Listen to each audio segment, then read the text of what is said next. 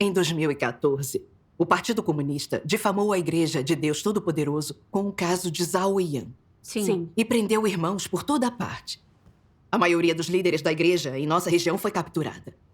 E alguns dos irmãos recém-convertidos viviam em medo e negatividade. Nesse momento crítico, fui promovida a responsável pelo trabalho de várias igrejas.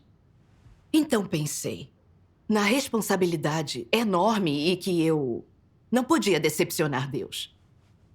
Segui meu dever, enfrentando o perigo de ser presa a qualquer momento. Sentia que Deus me aprovaria se protegesse o trabalho da igreja em tempos tão perigosos e que seria digna de salvação e de entrar no reino de Deus. Então, do nada, eu fiquei muito doente. Certa noite, em outubro de 2014, de repente, deixei minha tigela cair no chão enquanto jantava. Pensei que tinha sido apenas um descuido. Corri para pegá-la e fui limpar as minhas mãos com um lenço. Quando percebi que não tinha controle sobre elas e não conseguia pegar o lenço. Não demorou e perdi toda a sensação nas mãos e nos pés. Fiquei sentada na cadeira sem me mexer. Minha família mediu minha pressão e viu que estava acima de 20. Tomei um remédio para baixá-la em vão. Confusa, me perguntei como isso aconteceu. Eu não sabia se era algo sério. Mas então pensei que tinha investido tanto no meu dever ao longo de anos de fé, que receberia a graça de Deus e que não podia ser nada sério. Apesar da doença, Deus me protegeria e curaria. Fiquei bem mais calma depois de pensar nisso. Quando acordei na manhã seguinte, tentei mexer as mãos e os pés com cuidado. E tudo parecia estar normal do lado direito do meu corpo. Mas minha perna e meu braço esquerdo estavam adormecidos. Mal sentia algo. Fiquei tensa imediatamente. Por que eu não estava toda melhor? Estava parcialmente paralisada? Se sim, não poderia cumprir o meu dever. Pensei que seria eliminada por ser inútil. Eu ainda teria chance de ser salva? Mas então eu pensei que mesmo a recuperação pela metade em uma noite devia ser uma bênção de Deus. Se Deus me curasse, minha recuperação deveria ser simples, certo? Senti a proteção de Deus e não me preocupei. Você foi examinada por um médico? Fui naquela manhã. E depois da tomografia, o médico disse com uma expressão séria: você teve uma hemorragia intracraniana do lado direito. Se a hemorragia tivesse ocorrido um pouco mais no alto, teria afetado a fala. Você não poderia falar e provavelmente viraria um vegetal. Depois do que aconteceu ontem à noite, você teve muita sorte. Você precisa de tratamento imediato. O começo seria uma infusão, algo conservador. Se os coágulos de sangue no cérebro não sumissem, fariam uma cirurgia. A menção de hemorragia cerebral fez a minha mente ficar em branco. Eu nunca ousara imaginar que poderia ser algo tão sério. Eu não tinha nem 50 anos. E se o tratamento falhasse e eu ficasse parcialmente ou totalmente paralisada, que tipo de vida terrível eu teria? E cirurgia no cérebro é algo muito arriscado. Eu poderia até morrer. Então eu seria salva e entraria no reino de Deus? Eu tinha dado tudo durante meus anos de fé. Por isso não entendia um problema de saúde desses. Porque Deus não estava me protegendo. Isso me agitava tanto que eu nem conseguia comer. Por volta do meu 5º dia no hospital, uma mulher idosa na cama ao lado piorou e foi transferida para o outro hospital. Ver isso me deixou muito nervosa de novo. Fomos internadas no mesmo dia e ela andava por toda parte, mas agora a estavam levando numa maca. Parecia ser impossível dizer se alguém sobreviveria a algo assim ou não. E me perguntei se eu também poderia passar de mal a pior de repente. Depois de quase uma semana no hospital, eu ainda não conseguia sentir minha perna esquerda. Pensei, por que Deus não está cuidando de mim? Não posso cumprir nenhum tipo de dever nesse momento crítico. Será que perdi minha chance de ser salva? Esse pensamento realmente me deu muitos calafrios e eu comecei a chorar sem parar. Eu trabalhei tanto em 9 anos de fé sem jamais permitir que qualquer coisa me impedisse. Nunca hesitei em enfrentar qualquer tipo de dificuldade ou problema que surgia na igreja. E não recuei nem diante do perigo real de ser presa. Cumpri meu dever. Em meus anos como líder, eu tinha sofrido e pensado mais nisso do que os outros irmãos. Eu pensei que, dando tanto, Deus me abençoaria. Como pude ficar tão doente assim de repente? Seria porque Deus não ligava mais? Se eu não melhorasse e não assumisse um dever, eu ainda poderia ser salva? Caso contrário, todos esses anos de sacrifício teriam sido em vão? Eu desejei não ter investido tanto. Fiquei me sentindo cada vez pior. Eu nem queria orar, nem pensar nas palavras de Deus. Eu estava muito agitada. E sem perceber, coloquei o braço com a infusão sob a cabeça, deslocando a agulha, fazendo a minha mão inchar. Ao ver minha mão inchada, eu me senti ainda pior. Pensei nos irmãos lá fora, compartilhando o evangelho com energia, enquanto eu estava deitada no hospital, incapaz de cumprir dever algum. Eu não era inútil?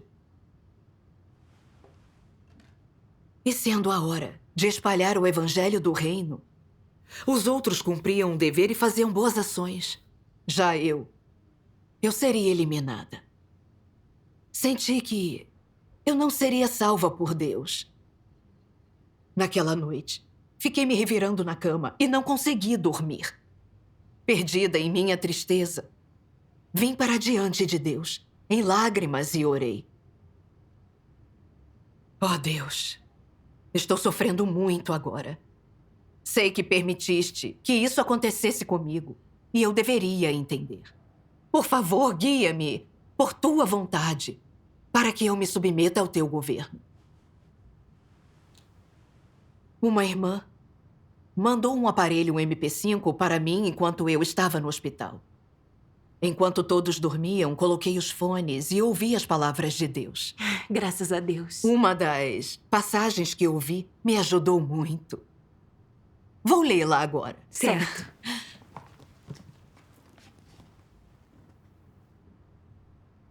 Para todas as pessoas, o refinamento é excruciante e muito difícil de aceitar. Mas é durante o refinamento que Deus deixa claro seu caráter justo para o homem. Torna públicas quais são as suas exigências para o homem. E oferece muito mais esclarecimento e, efetivamente, mais tratamento e poda. Por meio do contraste entre os fatos e a verdade, ele permite que o homem se conheça e possa entender melhor a verdade e vontade de Deus, permitindo assim que o homem tenha um amor a Deus mais puro. Tais são os objetivos de Deus ao executar o refinamento. Toda obra que é feita por Deus no homem tem seus objetivos e significados próprios. Deus não faz obra que não tenha sentido, nem que não beneficie o homem. O refinamento não significa remover pessoas da frente de Deus. E não significa destruí-las no inferno. Em vez disso, significa mudar o caráter do homem, mudar suas intenções, seus pontos de vista antigos, mudar seu amor a Deus e mudar a sua vida inteira. O refinamento é um verdadeiro teste para o homem e uma forma de treinamento real. E é só durante o refinamento que seu amor pode servir à sua função inerente. Amém. Amém. Quando refleti sobre isso, percebi que Deus não testa e refina as pessoas para as eliminar, mas para as purificar e transformar. Mas eu não buscava a vontade de Deus, nem o entendimento de sua obra. Eu estava entendendo Deus errado e o culpava pelo meu derrame. Eu tinha sido tão tola. Então, eu fiz uma oração a Deus. Eu estava disposta a refletir e aprender uma lição com as palavras de Deus. Graças a Deus. Tudo é mais fácil entendendo a vontade de Deus. Sim.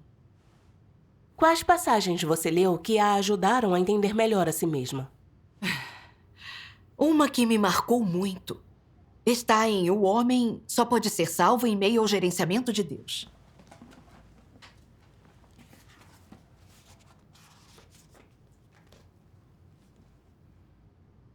O mais triste em relação à crença em Deus é que o homem conduz o próprio gerenciamento em meio à obra de Deus, mas não repara no gerenciamento de Deus.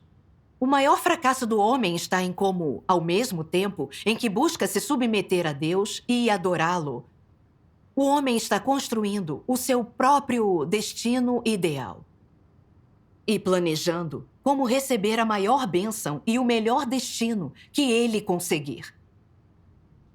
Mesmo que alguém entenda o quanto ele mesmo é lamentável, odioso e patético, quantos deles podem abandonar prontamente seus ideais e suas esperanças?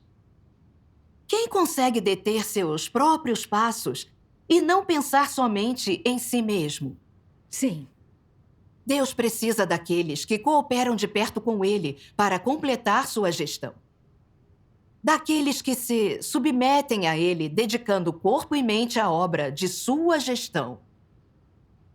Não daqueles que estendem as mãos para pedir dele todos os dias. Muito menos dos que dão um pouco, então esperam ser recompensados.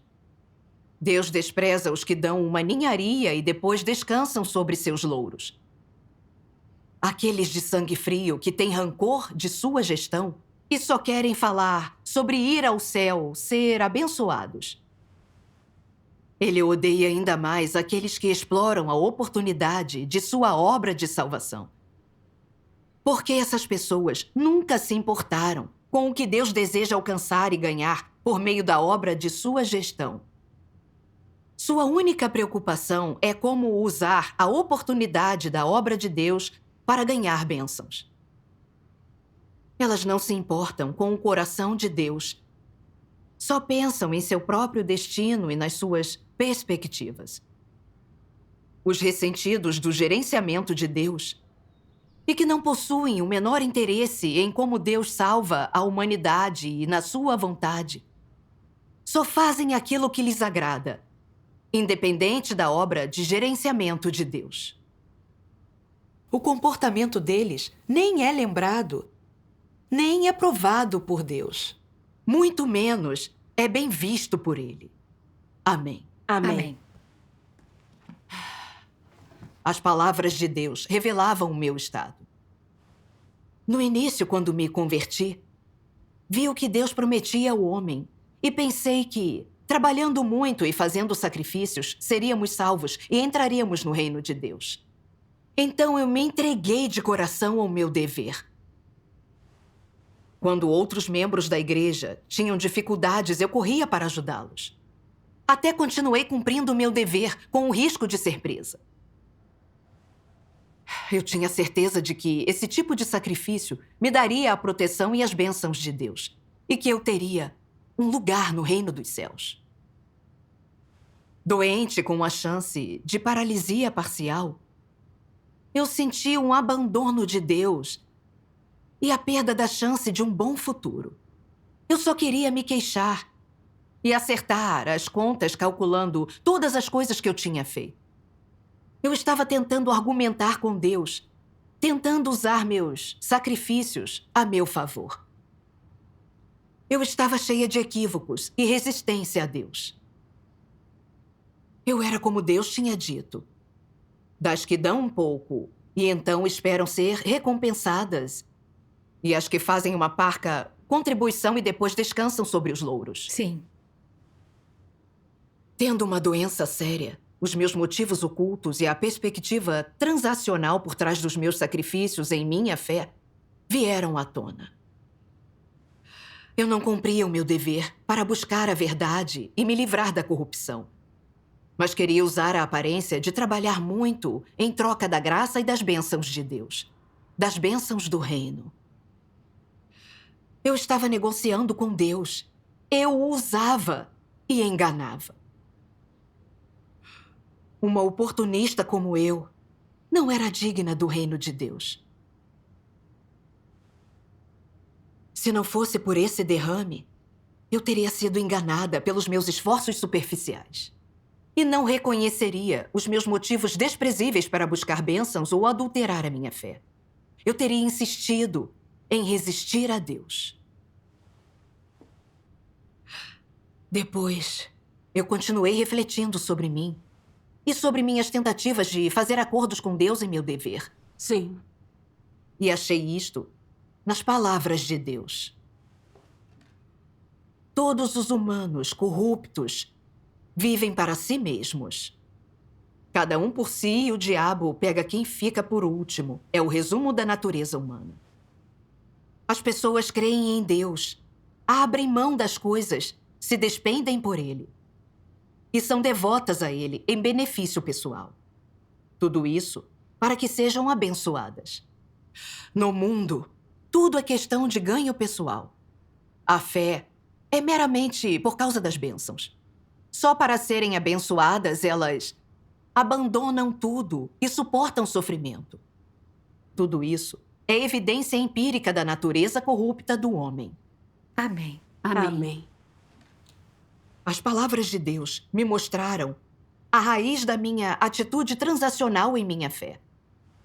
Ditados como cada um por si e o demônio pega quem fica por último eram ideias satânicas que tinham se enraizado e virado leis de sobrevivência para mim. O mais importante era sempre o meu benefício. Então eu queria recompensas em tudo o que eu fazia. Até em meu trabalho para Deus, eu só queria um acordo com Ele. E pensava que buscar bênçãos em minha fé era perfeitamente normal. Quando tive um derrame após trabalhar tanto e me sacrificar tanto, podendo morrer a qualquer hora, perdi a esperança de ser salva, de ter um bom desfecho e destino, levantando-me contra Deus e o culpando. Calculei tudo o que eu tinha feito e me coloquei contra Ele. Eu tinha vivido segundo os venenos de Satanás. Eu sequer vivia com humanidade. E se eu não me arrependesse, seria eliminada e punida, mais cedo ou mais tarde. Certo. Mais tarde, eu li passagens das palavras de Deus, que me deram um entendimento da perspectiva equivocada sobre a busca em minha fé. Vamos ver um vídeo com elas. Claro.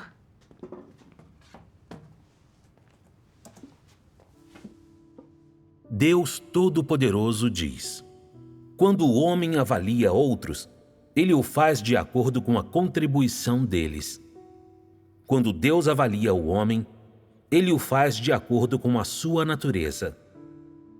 Entre aqueles que buscam vida, Paulo foi alguém que não conheceu sua própria substância. Não era humilde nem obediente de modo algum, e também não conhecia a sua essência, que era oposta a Deus. Logo, ele foi alguém que não passara por experiências detalhadas e alguém que não pôs a verdade em prática. Pedro era diferente. Ele conhecia as suas imperfeições, suas fraquezas e seu caráter corrupto como criatura de Deus. Então tinha uma senda de prática por meio da qual mudar o seu caráter. Não foi um daqueles que só tinham doutrina sem possuir realidade alguma. Aqueles que mudam são pessoas novas que foram salvas. São aqueles qualificados na busca da verdade.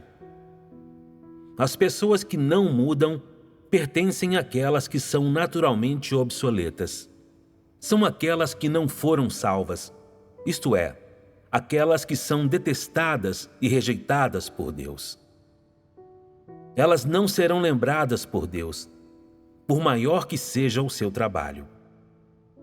Quando você compara isso com a sua própria busca, deve ficar óbvio se você é, em última instância, do mesmo tipo de pessoa que Pedro ou que Paulo.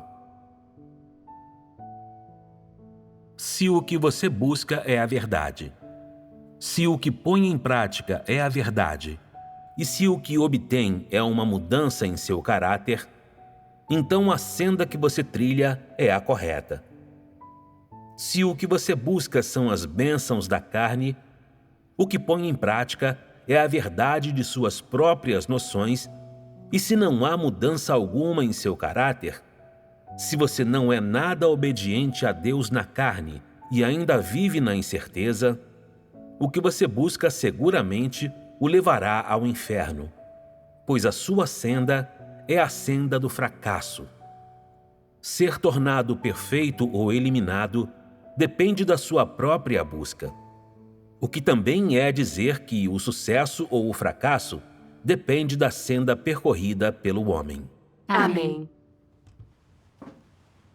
Quando eu refleti mais, isso foi muito esclarecedor para mim. Deus não avalia uma pessoa com base em suas contribuições, mas em sua atitude e perspectiva diante das coisas na postura que ela assume, e se ela consegue colocar a verdade em prática. Mas eu pensava que se uma pessoa fizesse sacrifícios e trabalhasse muito, ela seria abençoada e teria um bom destino. Isso não era contrário às palavras de Deus? Sim. Na Era da Graça, Paulo viajou pela Europa, compartilhando o Evangelho do Senhor. Ele sofreu muito, completou muito trabalho e fundou muitas igrejas. Mas nada do que ele fez foi por submissão a Deus, nem para cumprir o dever de um ser criado. Foi para que fosse abençoado e recompensado pessoalmente. Por isso que depois de ter viajado e trabalhado tanto, ele disse: combati o bom combate, acabei a carreira, guardei a fé. Desde agora me está reservada a coroa da justiça. Paulo estava descaradamente exigindo uma coroa de Deus. Os seus sacrifícios não vinham de sua submissão a Deus. No fim, ele não entrou no reino e foi punido além de tudo. Eu não via as coisas pelos princípios nas palavras de Deus, mas estava vendo pela lógica de Satanás e uma atitude transacional. E isso era ridículo. Nas palavras de Deus, se o que você busca é a verdade, se o que você põe em prática é a verdade, e se o que obtém é uma mudança em seu caráter, então a senda que você trilha é a correta. Percebi que eu devia buscar a verdade e o autoconhecimento enquanto cumpria o meu dever, tratando das minhas perspectivas erradas e meu caráter corrupto, obedecendo a Deus e cumprindo o meu dever segundo a vontade de Deus. Esse é o único jeito de sermos salvos por Ele. Graças a Deus. Quando percebi isso, fiz uma oração. Aconteça o que for com minha saúde, eu vou me submeter. Se eu viver e sair do hospital, cumprirei meu dever para retribuir o amor de Deus enquanto eu viver. Graças a Deus. Que ótimo. No meu 12º dia no hospital, pedi para ser examinada para receber alta. E depois de um exame, o médico disse: a hemorragia parou, mas os coágulos de sangue não se dissolveram totalmente. Isso parece estar muito bom para apenas 12 dias de tratamento. Maravilha. Fiquei entusiasmada ao ouvir isso e dei graças a Deus por me proteger. Graças a Deus. O médico disse para me concentrar na recuperação depois da alta e para prevenir quedas, porque eu estava muito frágil. Caso contrário, as consequências de um segundo derrame seriam terríveis. No dia em que voltei para casa, recebi uma mensagem de que uma colega ainda não tinha voltado à casa de seu anfitrião depois de 4 dias. Achavam que ela tinha sido presa. Isso me deixou preocupada. Então, os locais em que ela foi e as casas com as ofertas da igreja corriam perigo. logo precisavam ser avisados imediatamente. Sim. Mas isso incluía uma porção de lugares. E eu não dava conta de toda essa agitação tendo acabado de ter alta. Por que isso não aconteceu em outra hora? Por que tinha que acontecer num momento tão crítico? Com outro derrame, eu poderia nunca mais conseguir sequer ficar de pé. E sair para informar todas essas pessoas era muito perigoso. Se eu fosse presa, eu conseguiria resistir à tortura brutal da polícia? Provavelmente não. Mas só a irmã Zhang e eu sabíamos onde esses irmãos viviam. Então, se eu não os notificasse, eles acabassem presos e as ofertas fossem levadas pela polícia, a perda seria terrível. Sim. Diante desse conflito, lembrei-me da oração que fiz antes de receber alta. Se saísse com vida do hospital, eu me dedicaria ao meu dever e retribuiria o amor de Deus até meu último suspiro. Agora que algo estava acontecendo, como eu podia simplesmente me esquecer disso? Eu me prostrei diante de Deus e orei. Deus, eu sei que tu estás me observando, vendo a atitude que tenho. Estou disposta a defender o trabalho da casa de Deus e cumprir o meu dever. Amém. Graças a Amém. Deus. Também pensei no que aconteceu quando o Senhor Jesus foi pregado na cruz, o que me comoveu imensamente. O Senhor Jesus foi ao local de sua crucificação sem jamais olhar para trás, tudo para redimir a humanidade, sofrendo dor e humilhação. O amor de Deus pela humanidade é enorme. Ele nos deu a sua vida. Por que então eu não podia renunciar aos meus interesses e proteger o trabalho da igreja para retribuir o amor de Deus? Como um ser criado, eu não podia apenas desfrutar da graça de Deus e pensar em bênçãos. Se eu não cumprisse meu dever, eu não seria digna, nem de ser chamada humana. Encorajada pelas palavras de Deus, comecei a fazer arranjos para cuidar dos assuntos. Quando eu estava a caminho da casa do segundo anfitrião, eu descobri que a irmã Zhang não estava presa. Agradeci muito a Deus. Também fiquei mais em paz, pois pude corrigir meus motivos e perspectivas e colocar a verdade em prática. Graças a Deus. 6 anos se passaram rápido. Não estou totalmente bem. Meu pé e minha mão esquerdos ainda têm alguma dormência. Mas eu sei que minha saúde está nas mãos de Deus. É para o meu bem essa recuperação parcial. Ela me lembra de não me esforçar para receber bênçãos e não acabar na senda errada como Paulo. Eu realmente sofri durante tudo isso. Mas isso me ajudou a entender melhor a minha corrupção e a corrigir minhas perspectivas equivocadas sobre ser abençoada. Eu entendi que deveria buscar a verdade e me submeter a Deus e cumprir o dever de um ser criado. Sim. Agora o alvo da minha busca está correto. A doença foi uma bênção. Sim. Graças a Graças a Deus. Deus. Eu nunca poderia ter ganhado tudo isso num ambiente confortável. Uhum. Graças a Deus por sua salvação.